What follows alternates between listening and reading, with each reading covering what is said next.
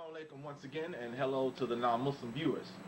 I hope you enjoyed, and I hope that you are much more now informed about the dangers that the radical Anglo-American Christian presents, not only to those in America, but around the world. As I stated before, because they have the weapons and the power behind them to promote and achieve their agenda, this is what makes them more dangerous than anybody. Because behind them is the power to make war. They have the weapons of destruction. Behind them is the most powerful military that the world has ever seen. You see? Yet they are attempting to scapegoat the Muslim people. No different than what was done in Nazi Germany. I repeat, no different than what was done in Nazi Germany. The same propaganda that you hear in racist, white, supremacist Nazi Germany is the same propaganda and rhetoric that you're now hearing about Muslims.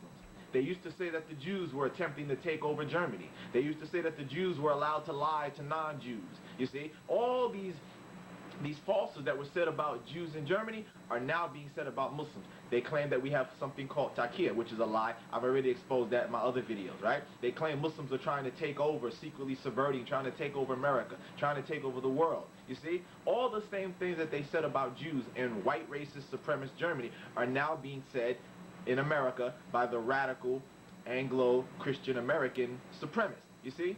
Same rhetoric. You compare it side by side, and you will see they're saying nothing different than was said by Hitler and the Nazis.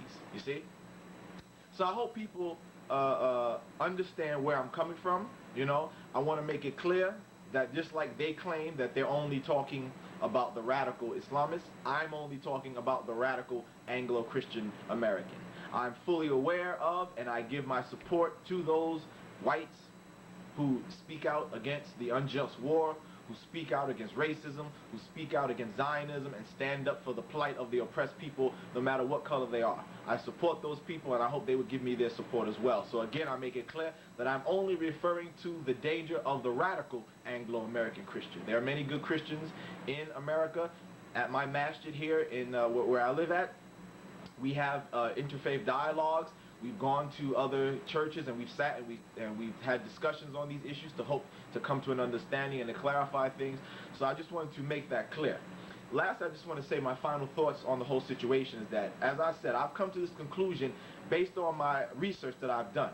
You see, when I've been on the internet for years, even before there were YouTube and all these things. Back in the early 90s, I used to go on the message boards, and all the time you would always see that the people who tended to have the most strongest animosity against Islam were always the radical Anglo-American Christian and Zionists. You see, now that we have other forms of chat like verbal audio chat, like for programs like Pal Talk, again, I've been on there. You go to certain section, again, you go to certain hate rooms that have a clear title that expresses hatred towards Muslims or Arabs. You go in there, you listen to the people. Who do you hear? You hear the radical Anglo-American Christian or Zionist. You listen to the talk radio shows. We showed earlier on the video with Neil Bortz and other shows.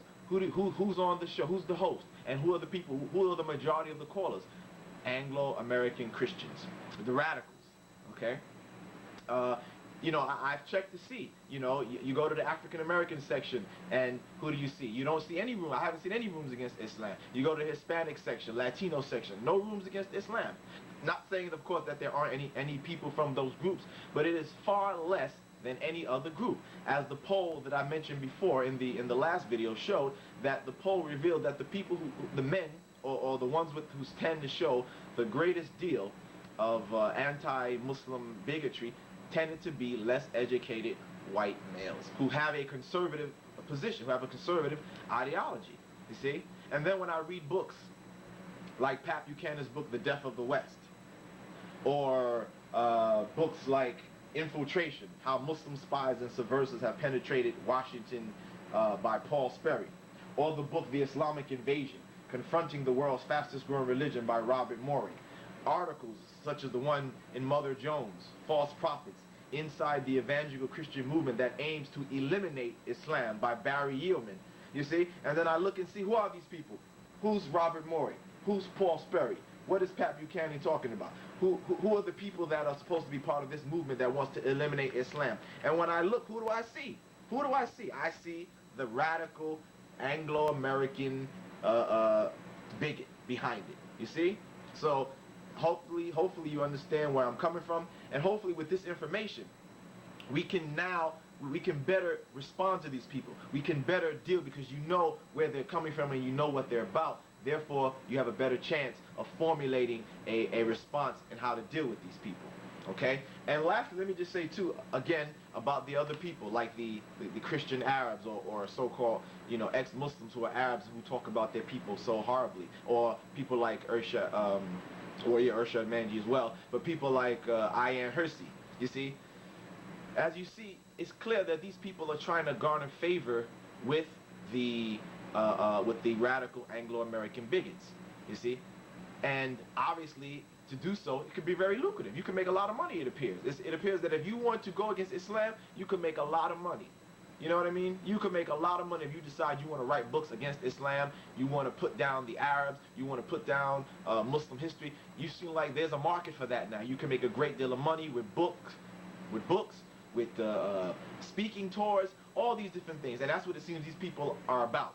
You see? This is what they're about, and I'm glad that some of them are starting to be exposed as frauds, like Ayan Hirsi. But unfortunately, she was hired by the American Enterprise Institute here in America. Now they've employed her to do the same thing, you see?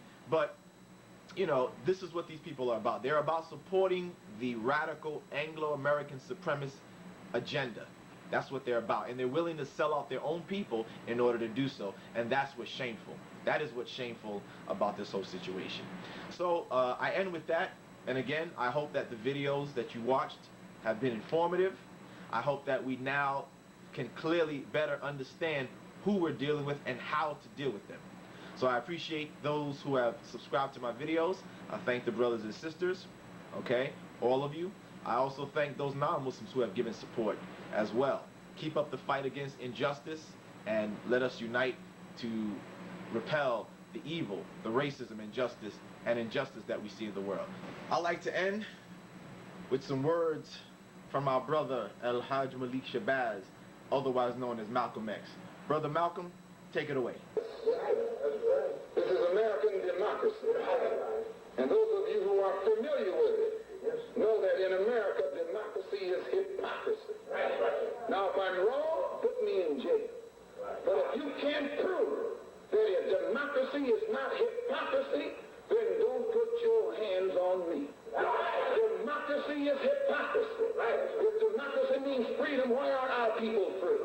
If democracy means justice, why don't we have justice? If democracy means equality, why don't we have equality?